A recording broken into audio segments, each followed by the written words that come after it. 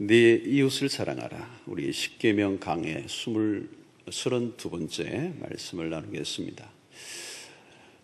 십계명을 총정리하는 총정리 과정입니다. 지난번에는 하나님 사랑에 대한 얘기를 했고요. 5계명부터 10계명까지 이웃사랑에 관련된 이웃사랑을 정리를 하겠습니다. 우리가 수직적으로는 하나님을 사랑하고 또 수평적으로는 이웃을 사랑하는 것. 크로스죠. 크로스. 십자가의 의미가 예수 그리스도이지만 우리 이런 하나님과 우리의 관계도 이렇게 보면 크로스입니다. 하나님을 사랑하고 이웃을 사랑하는 것. 이 균형이 잘 맞춰져야 되는 것입니다. 하나님을 사랑한다면 이웃도 사랑해야 되는 거죠. 이웃을 사랑한다면 하나님을 사랑해요. 하나님 사랑에 빠져버린 이웃 사랑은 없는 것이고, 또 이웃 사랑에 빠져버린 하나님 사랑 없는 것입니다. 다 균형이 맞춰져야 되죠.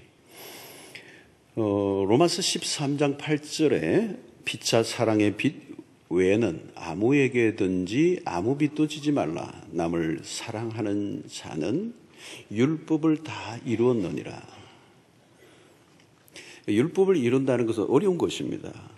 근데 바울 사도는 한마디로 요약을 하죠. 이웃을 사랑한다면 율법을 이룬 거야.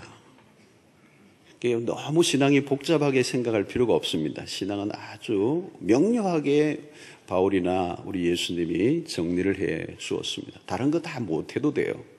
근데 사랑하면, 이웃을 사랑하면 율법을 이룬 것이라. 율법의 완성이다. 이렇게 얘기를 하고 있습니다. 자, 이제 우리의 과제는 어떻게 이웃을 사랑할 것인가 하는 것입니다. 자, 이웃을 사랑하려고 하면 전제가 하나 있습니다. 그게 뭐냐면 오늘 말씀처럼 내 이웃을 내 자신과 너 자신과 같이 사랑하라. 그러니까 나를 사랑하는 것처럼 남도 사랑하라는 얘기거든요. 자, 그러려고 하면 전제는 가장 먼저 나를 사랑해야 돼요. 나를 사랑해야 나를 사랑하는 것처럼 남도 사랑할 거라는 거죠. 자, 그러므로 이웃 사랑의 출발점은 자기 자신을 먼저 사랑하는 것입니다. 어떻습니까? 여러분들 자신을 사랑하십니까?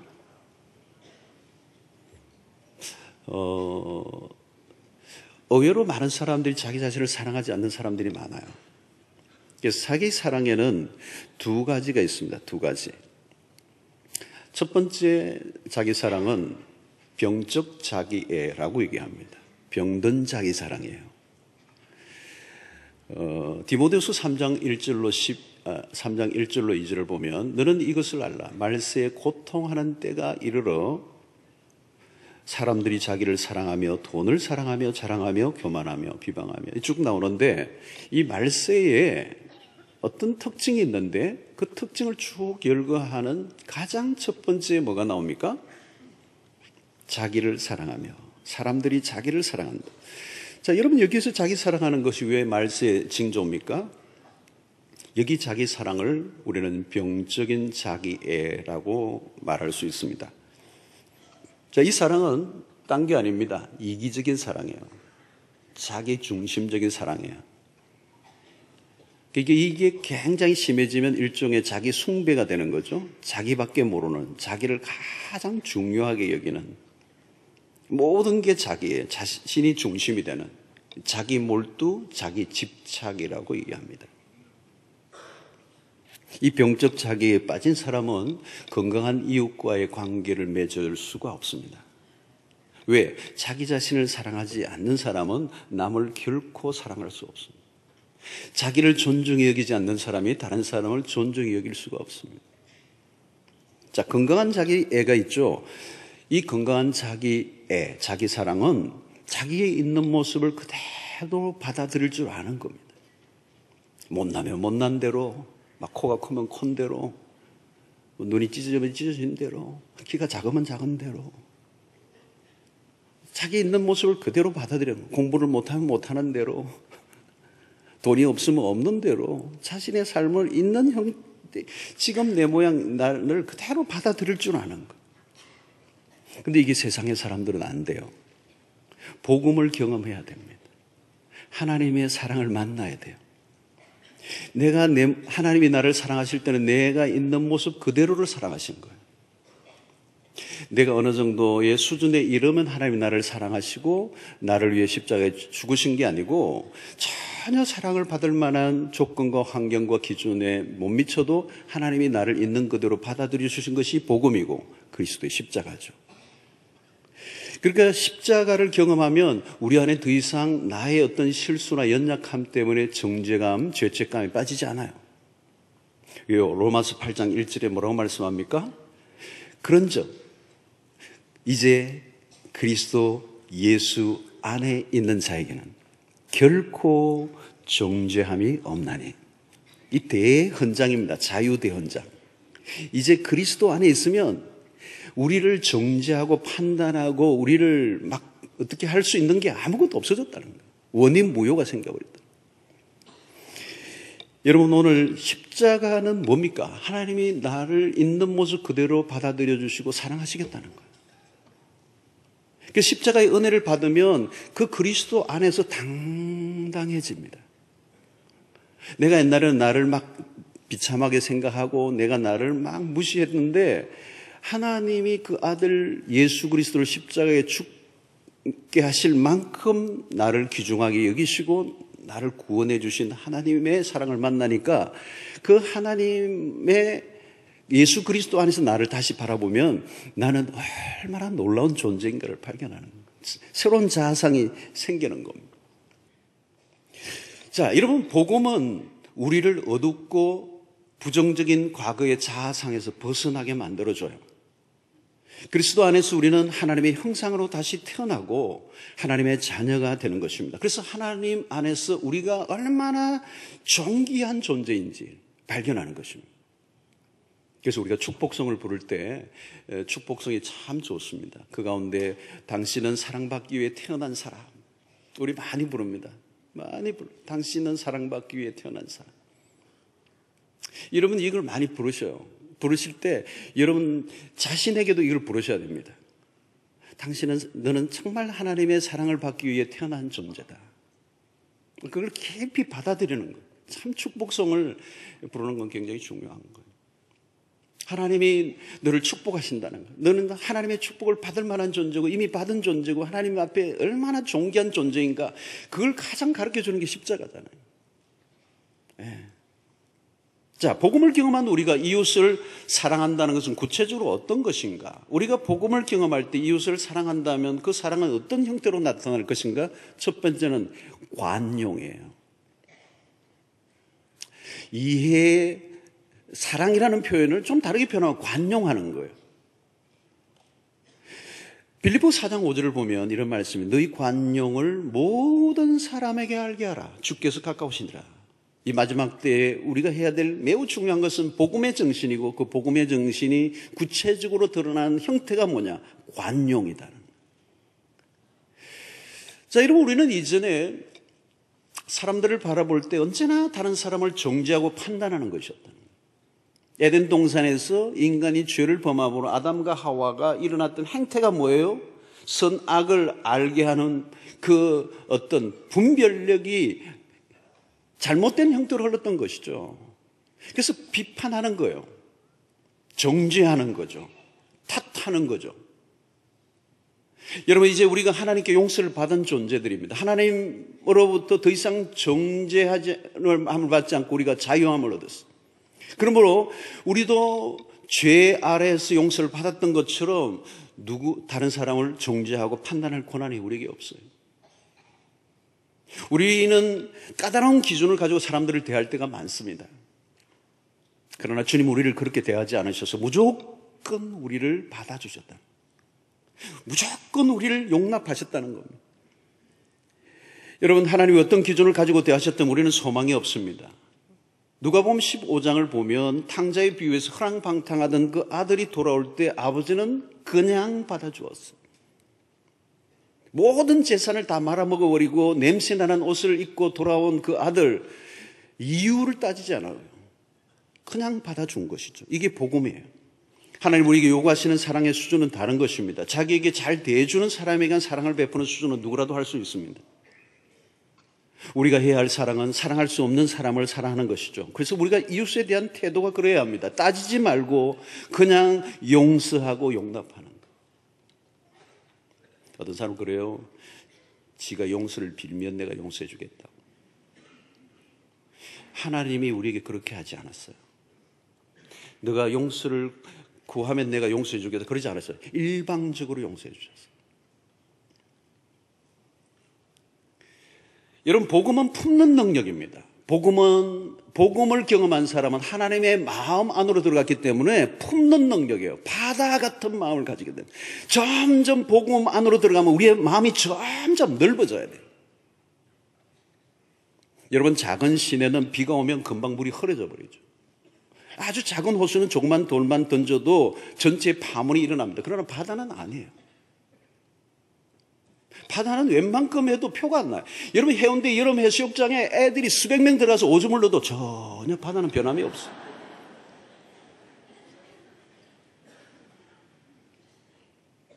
집안에서 그 아이들이 10명만 소변을 봤어도 지린내가 나고 야단을 텐데 해운대 바다는 돌멩이 아무리 던져도 표도 안 나요. 멍도 안 들어요. 여러분, 십자가를 경험하면 원수까지도 사랑할 수 있습니다. 억울함과 원망이 없는 것이죠. 이웃을 사랑할 수 있는 에너지는 우리 안에서 나오는 것이 아니고 우리 안에 계신 하나님으로부터 나오는 것입니다. 그러므로 여러분, 신앙생활을 오래 하다 보면 여러분, 복음 안에서 정말 제대로 신앙생활을 하면 마음이 점점 넓어져야 정상이에요. 그런데 잘못 신앙생활을 하면 속이 좁아져요. 좁아지는 이유가 뭘까요? 복음에 접근한 게 아니고 율법주의적 신앙을 하고 있기 때문에, 율법의 지배를 받고 있기 때문에. 여러분 어떻습니까? 신앙생활 하면서 여러분들의 가슴이 점점 넓어지고 있습니까? 아니면 좁아지고 있습니까? 저는 늘 그렇게 생각해요. 예수 안 믿는 사람들은 막 오래 꼬여 있어도 한잔 하면서 끝내자. 이 소주를 먹고 난 다음에 다 끝내더라고요. 한잔하고 끝내더라고. 근데 예수 믿는 사람들 끝 못 내더라고. 끝이 있더라고요. 복음이 소주 한 잔보다 능력이 없을까요? 복음은 훨씬 더 능력이 있는 것입니다. 우리의 모든 것을 이해를 뛰어넘어, 편견을 뛰어넘어, 우리의 한계를 뛰어넘어 모두를 품는, 용납하는, 받아들이는, 이해하는 능력이 있는 줄로 믿습니다. 여러분, 두 번째 중요한 것은 이기심이에요. 우리가 이웃 사랑을 할 때 가장 한계가 뭐냐? 최대 장애물이 뭐냐? 이기심이에요. 인간의 뿌리 깊은 병이 이기심. 죄가 뭐냐라고 묻는다면 이기심이에요. 이 죄성의 가장 뚜렷한 특징이 하나 있다면 이기심이에요. 에고이즘, 에고센트릭이라고 그러죠. 자중심적. 본성적으로 우리는 자기중심적이라는 거예요. 본성적으로 살면 이웃 사랑을 할 수가 없어요. 이 본성, 이기심을 하지 않으면 우리는 이웃 사랑을 할 수가 없습니다. 그런데 이 이기심을 극복할 수 있게 하는 능력은 십자가에 있다는 거예요. 십자가의 사랑이 우리를 사로잡으면 넉넉히 이길 수가 있다는 겁니다.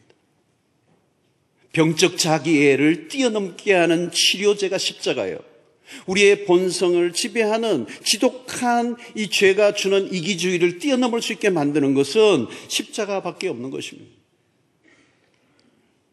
여러분, 우리가 우리 자신에게 사로잡혀 있으면 우리는 그 자체가 병입니다. 자기밖에 모르는, 자에 함몰되어 있는, 자기의 세계에 빠져 있는, 자기만 알고 있는 거, 그거 병입니다. 늘 자기만 생각하고 자기만 묵상하고 자기중심적으로 해석하고 자기중심적으로 모든 것을 판단하고 바라보고 살아가고 있는 인생이 얼마나 불행한지 몰라요, 여러분. 여러분, 자기를 사랑하는 만큼 다른 사람을 사랑하는 일로 우리의 삶을 옮겨야 되는 거예요. 여러분, 신앙이 뭘까요? 복음을 경험한 하나님의 사람들의 특징은 이기심에서 점점 이타심으로 옮겨가는 것. 그래서 나중에는 이기심이라는 게 완전히 해체되고 이타적 삶을 살아가는 곳으로 나아가면 그 삶은 그야말로 기가 막힌 격조 높은 인생이 되는 거죠. 하나님 우리에게 보여주신 사랑은 뭘까요? 자기 자신의 몸을 이 땅에 우리를 위하여 내어주신 철저한 이타적 삶. 여러분, 우리가 우리 자신의 무언가를 희생하며 점점 옮겨나가는, 이웃을 섬기고 치료하고 회복하는 일이 우리의 삶을 드리고 우리의 시간과 물질을 드리는 삶으로 옮겨질 때 우리의 삶은 건강해집니다.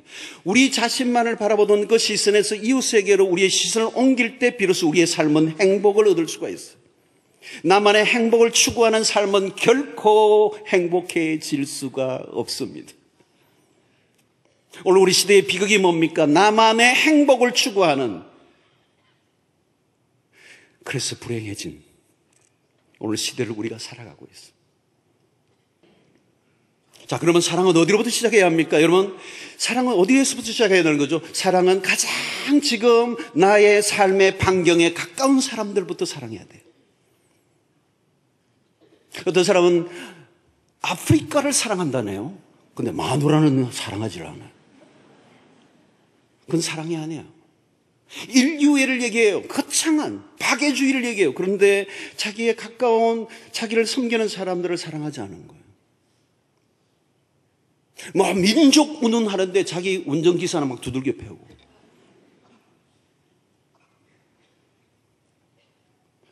여러분, 사랑방 안에서 서로 사랑하셔야 돼요. 여러분들이 사랑방에 있다면 그 사랑방 안에서 사랑을 하셔야 돼요. 사랑방 안에서. 우리가 사역을 하다 보면 마음에 안 드는 사람도 있을 수 있습니다. 때로는 갈등할 수 있어요. 그러나 어떤 일을 하기 이전 사랑이 우선입니다. 그러면 사랑은 어떻게 하는 것이죠? 사랑은 말이 아니고 몸으로 하는 것입니다. 멋진 말만으로는 안 돼요. 하나님은 우리를 사랑하실 때 말로만 사랑하신 분이 아니고 당신의 온몸을 우리를 위하여 내어주신 그 사랑, 날 위해 죽으신 십자가의 그 사랑. 우리 조금 전에 그렇게 뜨겁게 불렀잖아요. 온몸으로 당신의 몸을 불태워 우리 위하여 주신 그 사랑. 우리를 사랑하시기에 당신의 목숨을 아끼지 아니하시고 버리신 그 사랑. 예수님은 사랑을 정의하신 분이 아닙니다. 사랑을 보이셨습니다. 사랑의 사도는 어느 날 아마 이 예수님을 생각하면서 했을 거라고 생각해요. 요한 1서 3장 17절 이렇게 얘기합니다. 누가 이 세상의 재물을 가지고 형제의 궁핍함을 보고도 도와줄 마음을 닫으면 하나님의 사랑이 어찌 그 속에 거하겠느냐. 이어서 3장 18절에 뭐라고 말합니까? 자녀들아, 우리가 말과 혀로만 사랑하지 말고, 말과 혀로만 사랑하는 거 그거 그만하고, 그 지겨운 거 그만하고, 립서비스 그만하고 몸으로 하라는 거예요. 몸으로. 내가 진짜 사랑해 줄 사람이 누구인가를 여러분들 기억해 보십시오. 오늘 이 순간, 오늘 이 시대, 오늘 우리의 삶 속에 내가 사랑을 베풀어야 될 대상이 누구인가? 여러분, 사랑은 뭐 대단한 게 아니에요. 사실 알고 보면 아주 작은 거예요. 아주 작은 거. 대단한 건 아니에요. 근데 그것이 놀라운 힘을 발현한 것이죠. 누군가 주님의 손과 발이 되어주기를 원하는, 주님의 대신 위로의 손길이 되어주고 용기를 줄 수 있는 그 역할을 언제 하라고요? 지금 하라는. 오늘도 여러분 예배를 마치고 돌아가는 시간에 사랑을 실천만 한다면 놀라운 역사가 일어날 거예요. 설교를 1년 12달 다 듣고 끝난 것으로 내 지식을 쌓은 것이 무슨 의미가 있겠습니까? 한 말씀을 가지고 그 말씀의 사랑의 실천을 우리가 이 많은 사람들이 오늘 할 수만 있다면 이 지구가, 이 한국 땅이 변화될 것입니다. 우리 가정이 변화될 것입니다.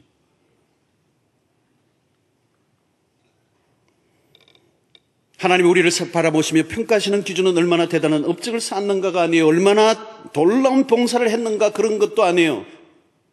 하나님이 가장 중요하게 여기시는 기준은 너가 얼마나 사랑을 했느냐. 요한일서 2장 9절로 11절에 보니까 빛 가운데 있다 하면서 그 형제를 미워하는 자는 지금까지 어둠에 있는 자요. 형제를 미워하는 자는 지금까지 어둠에 있다는 거. 어둠. 깜깜한 어둠. 분별할 수 없는.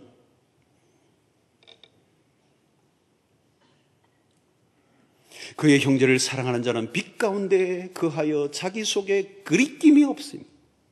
그의 형제를 미워하는 자는 어둠에 있고 또 어둠에 행하며 갈 곳을 알지 못하는 이는 그 어둠이 그의 눈을 멀게 하였다. 여러분, 하나님의 자녀다움은 다름 아닌 사랑입니다. 사랑하지 않으면 어둠에 있는 것입니다. 오늘 여러분, 교회도 마찬가지예요. 교회가 빛 가운데 있는 것은 사랑 가운데 있는 것입니다. 어떤 교회가 좋은 교회일까요? 사랑의 교회, 사랑이 많은 교회, 사랑이 넘치는 교회. 다른 건 잘 못해도 사랑을 할 수 있는 교회. 우리가 의지적으로 하다 보면 감정이 따라옵니다. 사랑하는 성도 여러분, 우리가 이웃을 사랑하는 이 삶은 우리의 옵션이 아니에요. 우리의 선택이 아니에요. 하나님의 명령이에요. 우리가 이 사랑에 생명을 걸고 사랑에 성공해야 합니다. 다른 성공이 아니에요. 사랑에 성공해야 합니다. 이웃을 사랑하는 사람이 도둑질하지 않을 거예요. 간음하지 않을 거예요. 거짓점 가지 않을 겁니다. 사랑이 율법을 완성하는 것입니다. 예수님은 세 계명을 가르쳐주죠. 13장 34절로 요한복음 13장 34절 36절에 5절에 세 계명을 너희에게 주노니 서로 사랑하라. 내가 너희를 사랑한 것 같이 너희도 서로 사랑하라. 너희가 서로 사랑하면 이로써 모든 사람이 내 제자인 줄 알리라. 여러분, 세상의 사람들이 우리에게 무엇을 통하여 예수의 제자인 줄 알게 된다고요? 너희가 서로 사랑하면. 교회가 사랑을 잃어버리면, 우리가 사랑을 잃어버리면 우리가 세상 속에 그리스도의 제자임을 증명해낼 수 있는 도리가 없어요. 우리는 생명을 걸고 사랑해야 돼요. 사랑을 지켜야 돼요. 사랑을 포기하면 안 돼요. 사랑을 이루어내야 돼요. 그때 세상이 저들은 우리와 다르구나. 세상과 구별할 수 있는 유일한 모습이 바로 사랑이라는 것. 사랑은 우리가 해야 할 일 중에 하나가 아닙니다. 우리의 삶 자체여야 합니다. 무엇을 잘하는가? 사람들이 나에게 무엇을 잘하는가 물으면 다른 건 나 잘 못하지만 사랑은 좀 할 줄 압니다. 표현할 수 있는 은혜가 있기를 바랍니다. 그게 그리스도인이에요. 난 다른 건 못해요. 사랑은 할 줄 알아요. 그러면 여러분, 멋진 인생입니다. 나무는 열매로 아는 거죠. 예수의 제자는 사랑으로 분별됩니다. 사랑이 빠지면 우리가 할 수 있는 것은 아무것도 없어요. nothing, 꽝. 바울 사도에게 아무것도 아닙니다. 사랑을 놓치면 아무것도 아닙니다. 교회는 사랑을 잃으면 아무것도 아닙니다. 하나님은 사랑이십니다. 우리에게 서로 사랑하라고 말씀하셨습니다. 사랑은, 믿음, 소망, 사랑은 항상 있을 것인데 그 중에 제일은 사랑이라. 사랑은 영원한 것입니다. 천국에 가서 영원히 우리가 할 수 있는 유일한 것은 믿음도 사라지고 소망도 사라지지만 사랑은 영원한 것입니다. 오늘 이 땅에서의 사랑, 하나님의 나라에서도 영원히 우리가 해야 할 것은 사랑이에요.